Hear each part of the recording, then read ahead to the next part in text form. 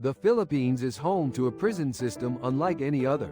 A stark reality often overlooked. It's a place where inmates, rather than guards, often hold the reins of power. This isn't merely about the occasional smuggled cell phone or clandestine deals.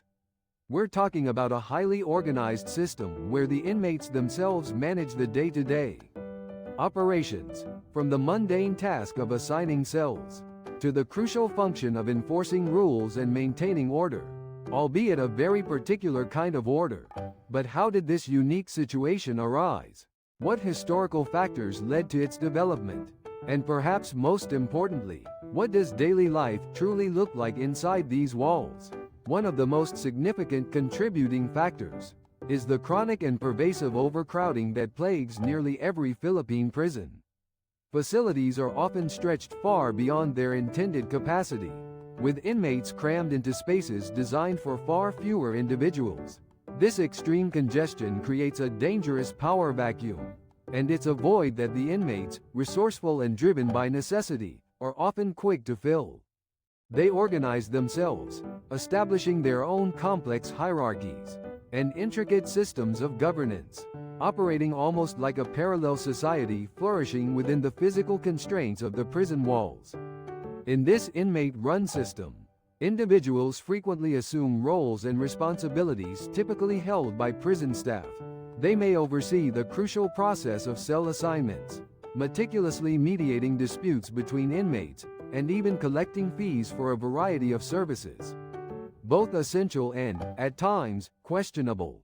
These fees, often referred to as piso, can be levied for anything from securing a slightly better cell with more space and amenities to the provision of protection from violence or access to certain privileges. It's a complex and often ruthless economic system, entirely driven and controlled by the inmates themselves. The critical absence of sufficient numbers of guards, coupled with a severe lack of essential resources, further fuels the dominance of this inmate-run system. Overworked and significantly underpaid, the prison staff often struggle to maintain even a semblance of control over the chaotic environment. Corruption, too, is a deeply entrenched and pervasive problem. There are numerous reports of guards accepting bribes or, more insidiously, turning a blind eye to a wide range of illegal and often dangerous inmate activities. This complicity, whether direct or indirect, actively allows the inmate-run system to not just survive, but to flourish and expand its influence within the prison. Life inside these prisons, as you might imagine, can be incredibly brutal and dangerous.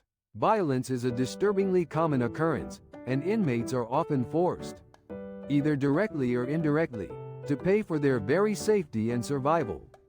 The stronger and more well-connected inmates, often those with ties to organized crime or other illicit networks, inevitably control the available resources and wield the most significant power within the prison's internal ecosystem. This system, sadly, can perpetuate a devastating cycle of violence, exploitation, and intimidation, with the most vulnerable inmates, those without resources or connections, suffering the most profound consequences. However, it's not a complete story of unrelenting despair. Amidst the chaos and suffering, some inmates find ways to improve their lives and even achieve a measure of personal growth. Some dedicate themselves to learning new skills, such as carpentry or tailoring, and subsequently use these skills to earn small amounts of money, providing a sense of purpose and, at times, a pathway to eventual reintegration into society. Others find a sense of community, support, and even camaraderie within their prison groups, offering solace and a degree of protection. However, the system is fundamentally flawed and substantial. Comprehensive reforms are urgently needed to address the root causes of the problem and to ensure the basic safety, security, and well-being of both the inmates and the prison staff. The Philippine prison system presents a complex and multifaceted challenge. The combination of chronic overcrowding, rampant corruption, and a pervasive lack of adequate resources has created a truly unique and often tragic situation where inmates, often, by default, effectively run the show. The consequences, as we have seen, are often dire and far-reaching, impacting not only those incarcerated but also the broader society. Yet, even within these harsh realities, there are stories of resilience, survival, and even the flicker of hope. Finding a lasting and truly effective solution will require a multifaceted approach, one that comprehensively addresses the underlying causes of the problem, while simultaneously ensuring the safety and fundamental well-being of both the inmates and the dedicated, often overlooked, prison staff.